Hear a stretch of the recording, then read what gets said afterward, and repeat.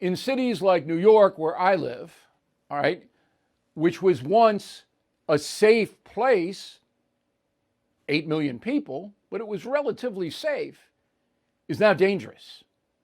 So under Rudy Giuliani and Michael Bloomberg, all right, for decades, the city was safe because it was aggressive against crime.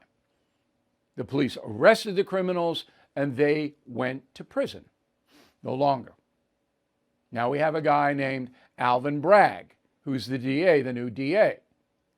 And he says, dope dealing, I'm not prosecuting it at the lower level. Even if you have a gun and you go into a deli or any store, you point the gun at the person, take the person's money, I'm not going to charge you with a felony. I'm going to charge you with a misdemeanor. Now, Bragg is not long, and I'll explain that a little bit more later. He's not going to get away with this because now we have police officers being shot in New York City, horrible situations. The tide is turning against him, but not so much in other places.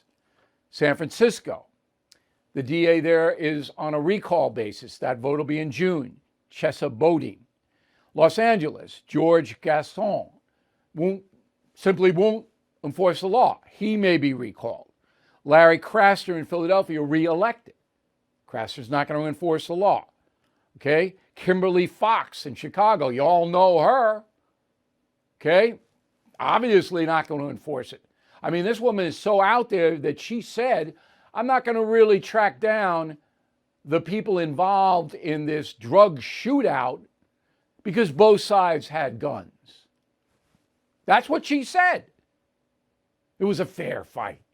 Never mind the babies and the children that might be caught in a crossfire. Okay? Detroit, Dana Nessel.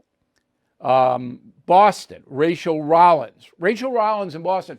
I'm not going to, if you sell heroin on the street, that's okay. That's okay. Fentanyl, go right ahead. Not going to prosecute. Wesley Bell in St. Louis. Jose Garza in Austin, Texas. Stephanie Morales in Portsmouth, Virginia. And I could go on and on and on and on and on. So no matter how good the police are, if you're not going to get prosecuted, criminals are going to commit crimes. That's what they do. All right? Now, here's the real kicker on all of this. So the FBI does not have 2021 stats out yet. They'll come in the next month or so.